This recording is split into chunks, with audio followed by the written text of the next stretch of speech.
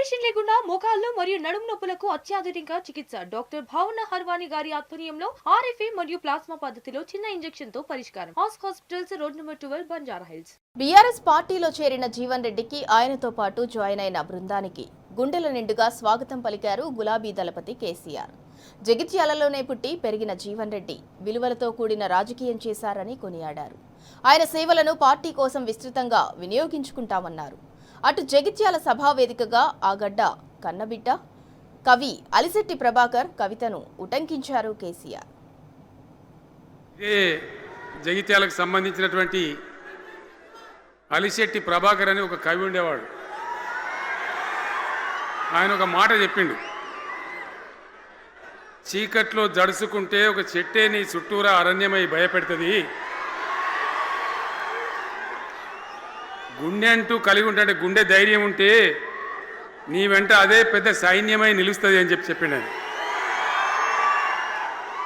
ఇలా నా కళ్ళ ముందున్నటువంటి మీరు, మీతో రెండింతలు బయట రోడ్ల మీద ఉన్నటువంటి అశేషమైనటువంటి జీవన్ రెడ్డి గారి అభిమానులు, మీ అందరి ఆశీర్వాదంతో ఈరోజు జీవన్ రెడ్డి గారి చేరిక కరెక్ట్గా ఆయన గుండె ధైర్యం ఉన్నాడు కాబట్టి, ఉన్నట్టు నికాలస్గా మాట్లాడతాడు కాబట్టి ఇలా ఆయన నిర్ణయం తీసుకొని ఇంత పెద్ద సైన్యాన్ని తీసుకొని తెలంగాణ రాష్ట్ర భవిష్యత్ ప్రయోజనాల కోసం ఆయన బీఆర్ఎస్లో చేరిన విషయం మీ అందరికీ తెలుసు.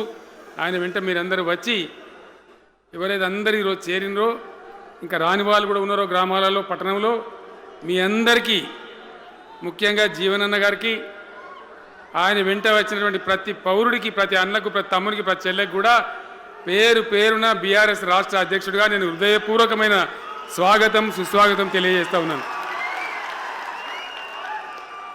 జీవన్ రెడ్డి గారి గురించి నేను ఎక్కువ చెప్తే మాది మేమేదో డబ్బా కొట్టుకున్నట్టు అవుతుంది. ఎందుకంటే ఆయన గురించి మీ లోపల తెలియని వాళ్ళు ఎవరు లేరు ఇక్కడ. 40-45 సంవత్సరాల నుంచి మేము స్నేహితులం, చాలా దగ్గర మిత్రులం. వారు చెప్పిన వారి ఉపన్యాసంలో భిన్న రాజకీయ సిద్ధాంతాల వల్ల విడివిడిగా పనిచేసినాం, కానీ మా స్నేహితంలో ఎప్పుడు లోపం లేదు. చాలా చాలా బాధలు, మంచి చెడ్డ సుఖాలన్నీ కలిసి పంచుకునే వాళ్ళం, అభిప్రాయాలు కూడా కలిసి పంచుకునే వాళ్ళం, చాలా కలిసి పనిచేసినాం. ఆయనకుండే నిబద్ధత, ధైర్యంగా ప్రజా జీవితంలో పనిచేసిన పద్ధతి ఎంతమందికో చాలామందికి ఆదర్శంగా నిలిచినటువంటి వ్యక్తి. జగిత్యాలలో ఆయన పుట్టి పెరిగి రాజకీయంగా చాలా పెద్దవాడు అయినాడు మీ అందరి దీవెనతో.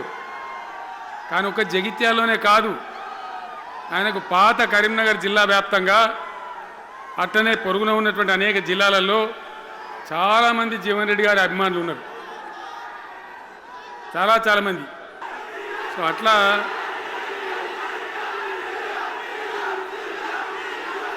ప్లీజ్ ప్లీజ్ ప్లీజ్ చాలా విషయాలలో ఆయన ఎంతోమందికి ఆదర్శంగా నిలిచినాడు, పనిచేసినాడు. ఈ ప్రాంతం గురించి తన ప్రాణం పెట్టి పనిచేసినాడు. ఆయన మంత్రిగా ఉన్నా, ఇంకో హోదాలో ఉన్నా, ఎమ్మెల్యేగా ఉన్నా, ప్రతిపక్షంలో ఉన్నా తన ఏరియా అభివృద్ధిని ఏనాడు కూడా ఆయన విస్మరించలేదు. లేకపోతే అన్ని పర్యాయాలు మీరు ఎందుకు గెలిపించారు, ఎందుకంత గుండెల్లో పెట్టుకున్నారు? నేను ముఖ్యమంత్రి అయినా వారు ప్రజాప్రతినిధిగా కరీంనగర్లో జరిగినటువంటి సభకు వచ్చింది. అందరూ మాట్లాడిన చాలామంది, తాను మాట్లాడుతూ ఒకటే మాట కోరిండు, అయ్యాక బోర్నపల్లి అనే కాడ గోదావరి మీద ఒక బ్రిడ్జ్ అవసరం మాకు, అది కంపల్సరీ కావాలి అంటే నేను ఇక ఓదాలు బీదాలని మర్చిపోయి ఏంది జీవన్న మళ్ళీ చెప్పండి అంటే చెప్పిండు ఆయన. వెంటనే అక్కడి నుంచి ఆదేశాలు ఇచ్చి 70-80 కోట్ల రూపాయలు మంజూరు చేసి ఆ బ్రిడ్జి అప్పుడు కట్టించినాం. తన యొక్క నియోజకవర్గం పట్ల, తన ఏరియా పట్ల, తన పరిసర ప్రాంతాల ప్రజల పట్ల ఆయన కనపరిచిన ప్రేమ అదంతా కూడా చాలా అద్భుతం. అందుకే ఆయనకు అంత మంచి పేరు కూడా ఉంది. అది నాకంటే మీకు అందరికీ బాగా తెలుసు.